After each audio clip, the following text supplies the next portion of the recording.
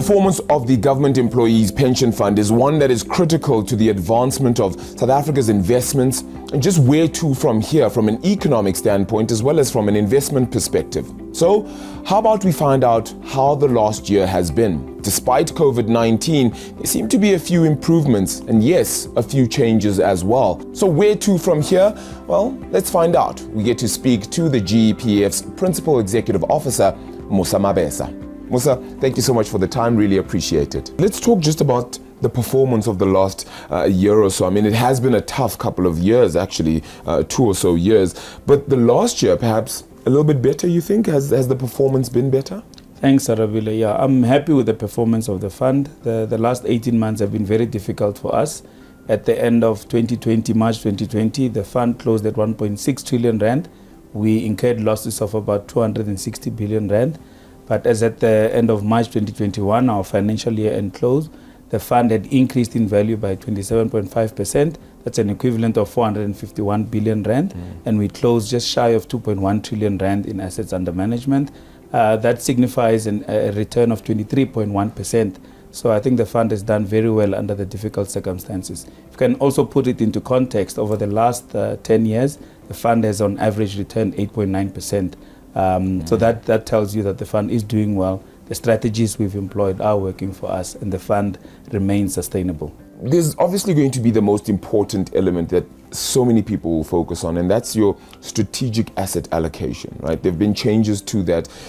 Just explain how that's going to work now and what exactly has been altered. Very topical subject. The strategic asset allocation is derived from what we call an asset liability modeling study, where we look at the complexion of our liabilities, and the consultants and actuaries then assist us to work out what is the optimal strategic asset allocation, where and how we should invest to ensure the sustainability of our investments to meet the liabilities that we have. We have consulted with the Minister of Finance following the 2018 ALM study that was conducted, and we have the go-ahead now to alter our strategic asset allocation. It will take time, considering the size of the fund, so we will not immediately launch the changes of the strategic asset allocation because of the impact that it will have on the domestic economy at large. It changes then from 10% to 15% that you can do on an international scale then. As you said, it won't be something you do just immediately, but it's also not necessarily meaning that you have less faith in local assets, right? Of course not. I think the most important thing to note is that the GEPF's liabilities are rand-based, so we have to hold most of our assets in rands. However, we do want to diversify so that we can cushion the fund from any impacts both locally and globally. So we will carry out this transition over a period to ensure that we maximize the returns of the fund. So let's talk then about funding levels for the GEPF. Where do we currently stand? As at the last statutory actuarial valuation, the fund was at 108.3% funded.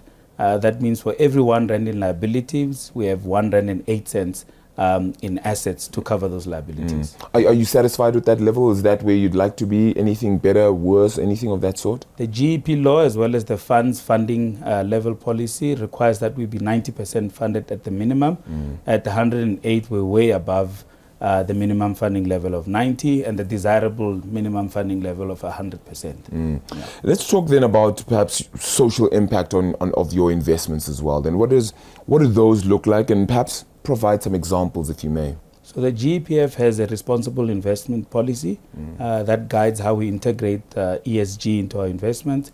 ESG is very topical both locally and internationally, and the GEPF through this policy does instruct the PIC on how we should integrate ESG in our investments. We've done a lot to ensure that the impact of our investments is felt across the investments that we've made. We invest in social infrastructure, in health, where we have recently invested in 2 hospitals, and we have a bed capacity of about 255 beds. We invest in solar and renewable energy, where we've contributed over 3,000 megawatts to the grid. We also invest in funding of schools, education for some of our members and the public at large to make that impact. So we do get involved and we continue to make investments with an impact. The question might just be, perhaps, as you said, it's very topical at this point in time, is it is it something now that is a primary element of how you look at investing as the GEPF? Indeed, we're looking to ensure that the ESG principles cut across all the investments that we make.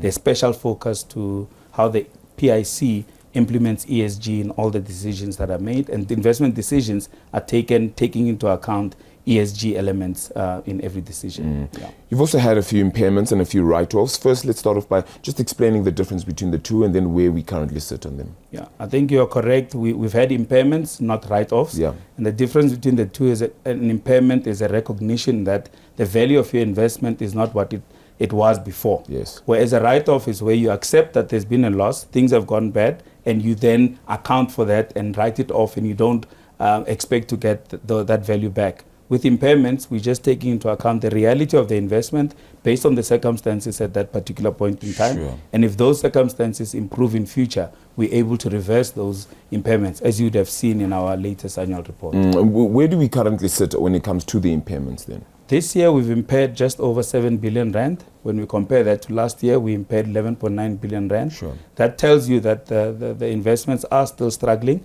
However, there has been an improvement when you compare that year on year.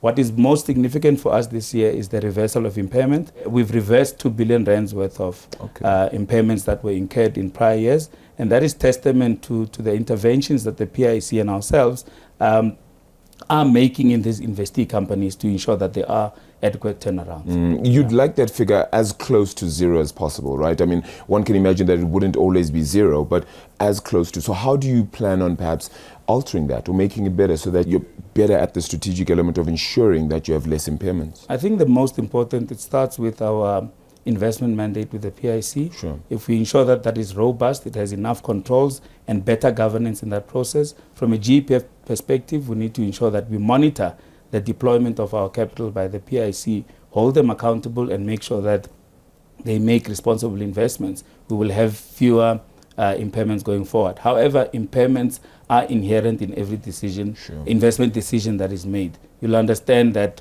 some investments are not made out of science, but it's based on judgment on the set of circumstances that are available at that time.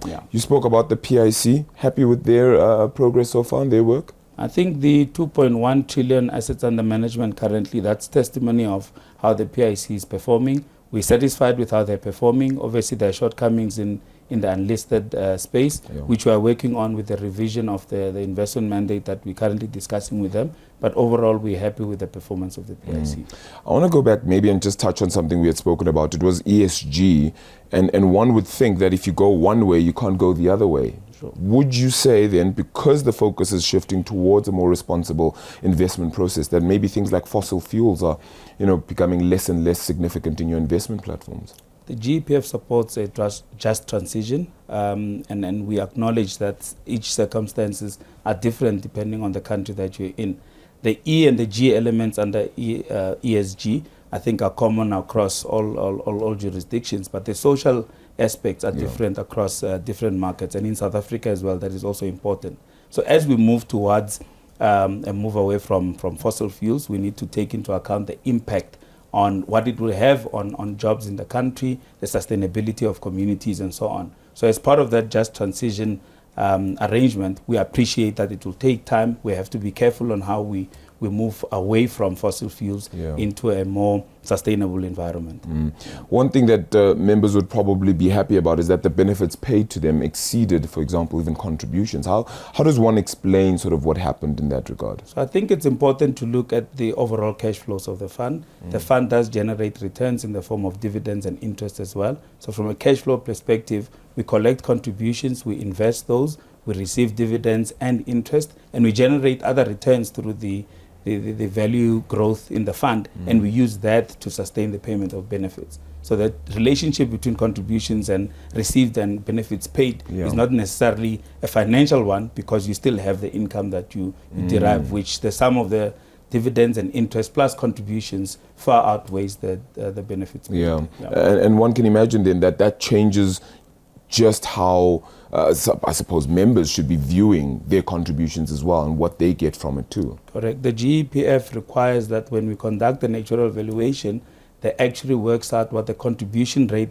should be from the employer. That contribution rate ties in with the earlier discussion around our funding level, and at 108.3% funding, it tells you that the fund is able to meet its liabilities. The fact that our benefits paid are greater than contributions received can only tell you that we're getting more and more pensioners and beneficiaries, whilst the number of active members remains stagnant at about 1.2 million. But that does not talk or impact the longevity of the fund. We're still a healthy fund as it stands. Okay. Let's talk very quickly about service delivery. I mean, you're trying to implement quite a number of initiatives in that regard. What are they, number one, and just how much do they plan to improve things from a service delivery point of view? I think it's well known in the market that the GEPF has been struggling in certain quarters to process the exit payments of benefits for members leaving the fund.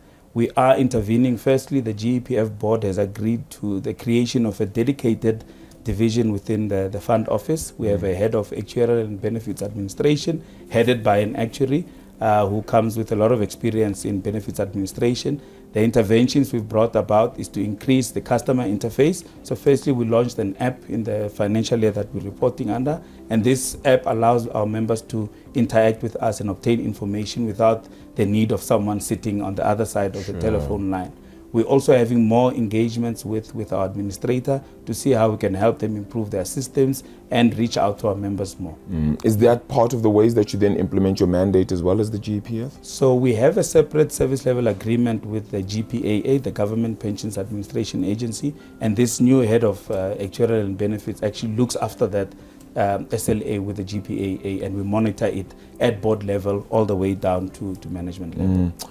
Talking about monitoring, perhaps, things like the administration of benefits carried out by the GPAA, how does that work? So there is a benefits and administration committee of the board that looks purely at benefits and administration matters. And through that committee, we've established an executive committee to executive committee meeting with the GPAA, and all the executives then share notes on what are the expectations of the SLA, how far are they performing, and any gaps that are identified, we expect a plan from them on how to address those, and we continuously monitor that to ensure that service delivery does happen and our members are satisfied. As a final question then, perhaps just with regards to stability, growth as well, moving forward into the future, what is perhaps your hopes in that regard, as well as, of course, you want to see the assets under administration, they're growing, of course, but what would be some of your biggest hopes? I think we must appreciate the environment that we're operating under. It's very difficult economic circumstances. However, the fund as a long-term investor, we don't alter our strategies based on short-term activities. I think the last 2 years have demonstrated that when COVID hit us, the fund took a knock, as indicated, 260 billion in losses. But within 3 months, we had recouped all those losses, and we closed this year with a value gain of 450 billion to close at 2.1 trillion rand. So I remain optimistic in the South African economy, the global economy, and the strategies of the fund. Fantastic. Musa, thank you so much for the time. Really appreciate it. Thank you very much, Arabile.